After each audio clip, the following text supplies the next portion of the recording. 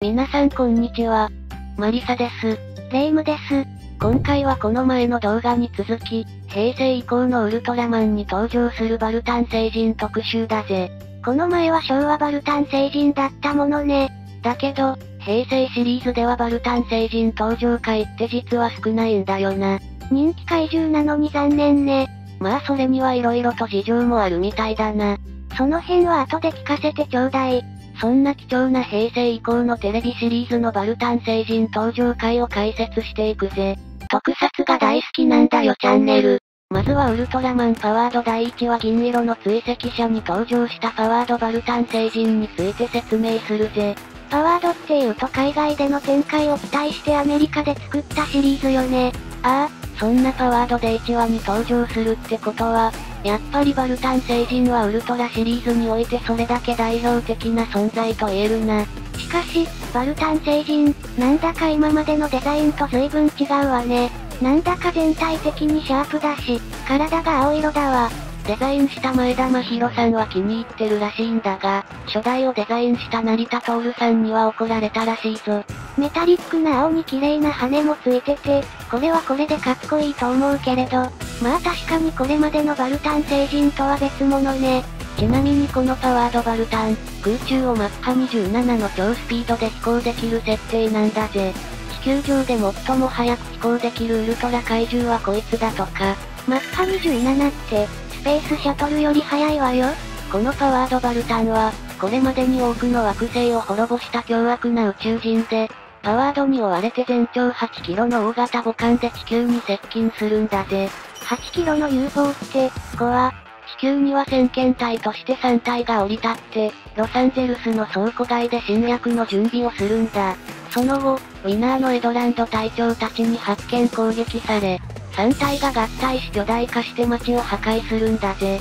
お決まりの巨大化パターンだけど、ずっと夜のシーンで、ロスの街並みのセットだったりでハリウッド感あって新鮮な感じなのよね。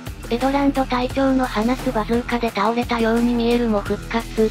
そして海隊員と合体したパワードが現れ、激しい戦いを繰り広げるぜ。そういえばパワードの海隊員ってケイン小杉だったわよね。ケイン小杉といえば、忍者戦隊核レンジャーの忍者ブラックでもあるよな。ウルトラ戦士とスーパー戦隊メンバーどっちもしてるってケイン小杉すごいじゃない。ケイン小杉といえばあれだよな。あの栄養ドリンクの、一発。話がそれたな。バルタン星人の話に戻るぜ。変幻分身能力でパワードを惑わせたり、空中戦を繰り広げたり、口から毒ガスを噴射したり、ハサミから衝撃波を発射したりなんやかんやするんだが、最終的にはパワードにメガスペシウム光線を浴びせられ破れるぜ。やっぱりバルタン星人はスペシウム光線が弱点なのよね。続いて紹介するのは、同じくウルトラマンパワードに登場するサイコバルタン星人だぜ。最終回の13話さらばウルトラマンに登場。パワードバルタンに似てるけど、何この頭？こいつは通常のバルタン星人と比べてめちゃくちゃ頭脳が発達してるんだぜ。それで頭から脳の一部が見えちゃってるんだぜ。何そのグロい設定。しかし脳みそ見えちゃってるって弱点丸出しって感じで逆に弱そうよね。まあ、武闘派ってよりは頭脳派だからな。その頭から普通のバルタン星人より強力な念力を放つことができて、配下のバルタン星人や怪獣を操ることができるんだぜ。要はさっきのパワードバルタン星人の親玉ってわけね。そういうこと。さっきのパワードバルタン星人がやられて、一時は地球から撤退するんだが、パワードの情報収集はしていたんだぜ。虎視眈々とパワードを倒すべく策を練ってたんだ。それでその情報を元にパワードゼットンを使ってパワードを倒すことに成功したのね。その通り。それについて走ってたのか。このサイコバルタン星人が操ったパワードゼットンがパワードと相打ちになったのよね。そうなんだぜ。そしてサイコバルタン星人はパワードが倒れた後、宇宙空間に待機していた巨大な宇宙船母艦で地球に襲来しウィナーと対峙するんだ。地球人、絶体絶命のピンチ。しかしそこで突如パワードの救援にやってきたと思われるみたいの赤い玉が、サイコバルタン星人率いる母艦にビーム攻撃。そのまま外れたんだぜ。なんてあっけない。じゃあこのパワードバルタン星人は直接戦ったりはしなかったのね。ちなみにパワードはどうなったの？2体の赤い玉に連れられ地球を去っていくラストだな。さようならパワード。続いては映画ウルトラマンコスモスザファーストコンタクトに登場するバルタン星人を紹介するぜ。こいつがバルタン星人ベーシカルバージョン。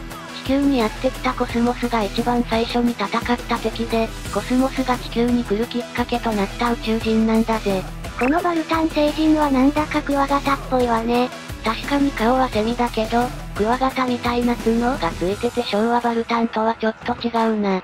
ふるさとのバルタン星を失って放浪してたんだが、前世紀に世界各国が発信した宇宙へのコンタクトをキャッチし、地球から招待されてると勘違いして、子供たちの未来のために地球への移住しようと宇宙船で飛来してきたんだぜ。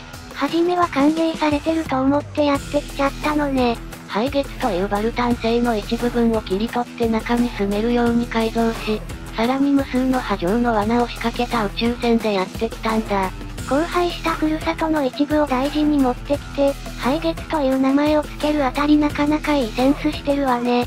このベーシカルバルタンは冷凍効果のあるドライクロー光線や凝固効果のあるエクスプラウドなどといった光線を噴射でき、口からは毒ガスを出すぜ。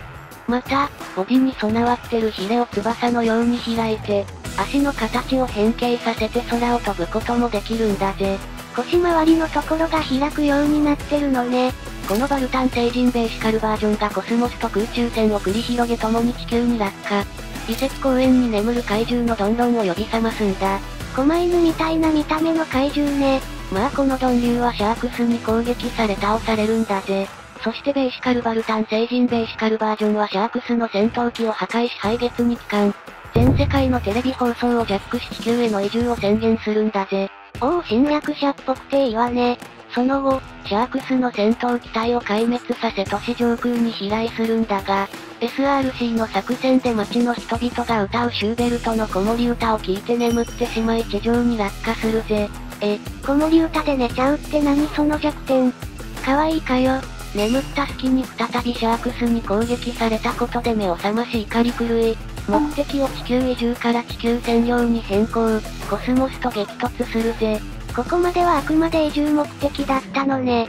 昭和の初代もだけど、バルタン星人って最初は自分のふるさとがなくなって、地球乗っ取るぞじゃなくて移住させてなのよね。そう思うと 100% で憎めないところあるわよね。そして、この怒り狂ったバルタン星人ベーシカルバージョンの戦闘形態がこのネオバルタン。うわ、めっちゃ強そうになったわ。この見た目かっこいいよな。もはやパッと見バルタン星人に見えないぜ。でも鍵爪みたいになってハサミじゃなくなってるぜ。バルタン星人のアイデンティティが、この両腕は剣や槍に変化するんだぜ。甲冑着てるみたいだし暗黒騎士ブラックナイトって感じよね。急に中二病感出すなよ。結構忍者らしさも残ってると思うけどな。両腕から放つ剣型のバッドナイフという光線や、相手を拘束する光のムチバンドルコード、肩の部分を無数の針に変えて発射するバンプスプレーといった多彩な攻撃技を持っているぜ。変身前と同様に分身も可能だ。戦闘形態というだけあってオリジナル技をたくさん持っているわね。これらの能力でコスモスを苦しめたんだが、コロナモードに変身したコスモスに技を次々と破られ、ブレイジングウェーブを受けてビルへと叩きつけられる大ダメージを負うんだぜ。これによってネオバルタンは自らの敗北を悟り、涙を流して自爆し命を絶つんだぜ。何そのシリアスなラスト、そういうパターンもあるのね。泣かれるとなんか感情移入しちゃうわよ。その亡骸はコスモスによって元の姿に戻され、無数のチャイルドバルタンたちによって、廃月へと運ばれていくラストだぜ。きっと子供たちを守るために必死に戦っていたのよね。相手が悪かったわね。そして今もちらっと話したが、同じくウルトラマンコスモスの映画に登場するチャイルドバルタンも紹介するぜ。バルタン星人ベーシカルバージョンの子供ってことよね。ちっちゃくて可愛いわね。身長120センチ、体重 15kg でまさしくキッズサイズだぜ。地球にはシルビーという名前のチャイルドバルタンが出現し、親の指示で春の武蔵の幼馴染の11歳のマリに乗り移るんだぜ。そして武蔵がウルトラマンコスモスから託された奇跡を盗んで、傷ついたコスモスを呼び出せないようにしたんだ。一族のために親の言いつけを聞いてたのね。だけど武蔵と交流するうちに次第に侵略に疑問を持つようになるんだ。自分たちバルタン星人の中にも争いを望まない者もいることを伝えて、地球人とバルタン星人の戦争を止めるために武蔵に奇跡を返還するんだぜ。なんていい子なの。抱きしめたい、お菓子を買い与えたい。母性はいちゃってるじゃん。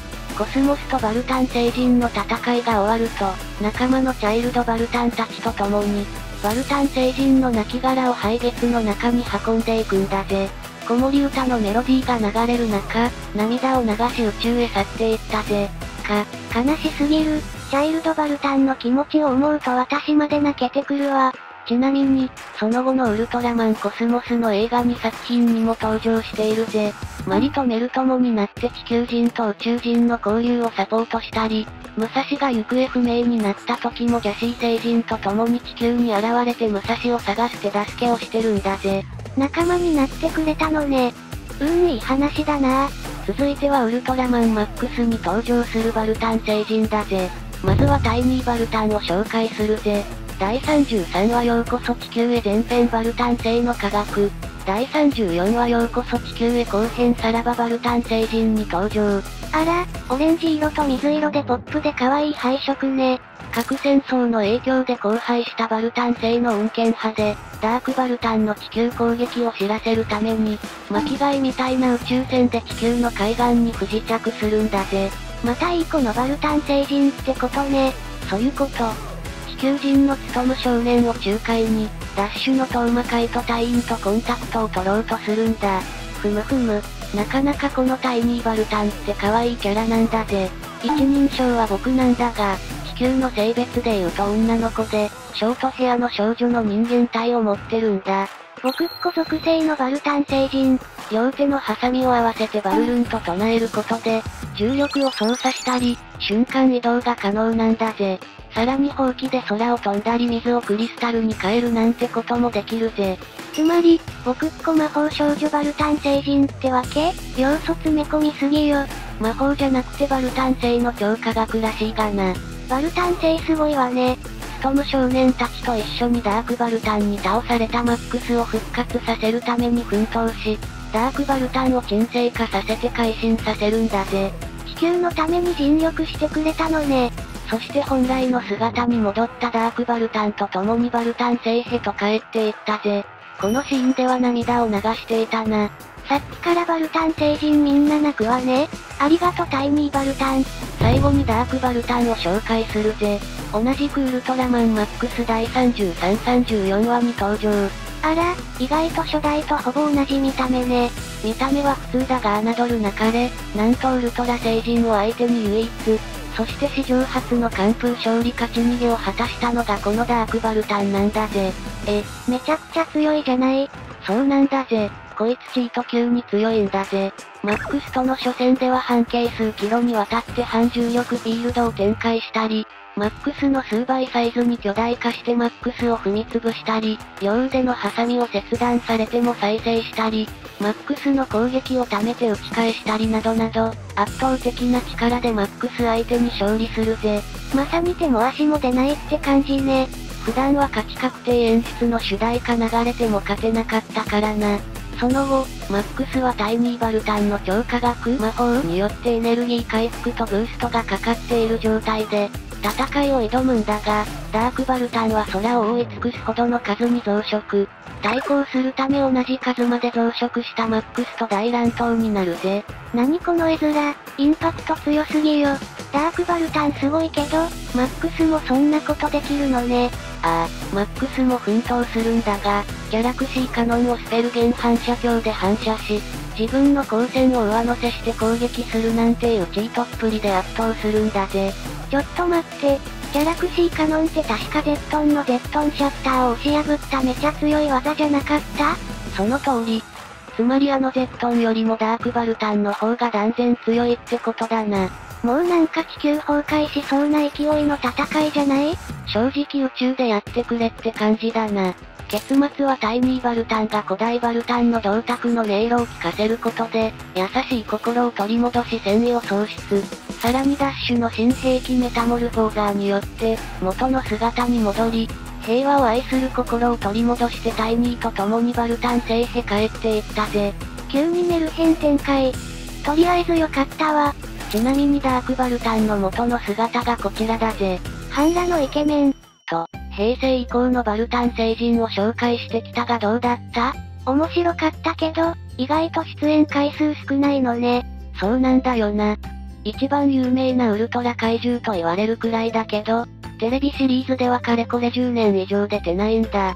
そろそろバルタン星人の新しい活躍みたいわよね。まああまりに有名すぎてちょっと別格というかウルトラ怪獣の象徴的存在になってるから、簡単には出演させづらいんだろうな。有名だし期待される分、慎重になってるのかしらね。映像作品ではしばらく出番がないけど、ウルフェスなんかのイベントなどでは、ほぼ必ず登場していて今なおウルトラマンの公敵種として扱われているぜ。今後もウルトラマンシリーズの看板の一人としてイベントや宣伝で活躍してくれそうね。しかし、なかなかドラマチックな展開も多くて改めてバルタン星人見直したぜ。なんていうか、敵キャラだけど向こうにも事情があって、憎めないというか考えさせられるわよね。今流行りの鬼滅の刃とかもそうだが、敵キャラが魅力的なのってやっぱ感動的で盛り上がるよな。最後まで見てくれてありがとう。それでは次回も、よろしく、ご視聴ありがとうございました。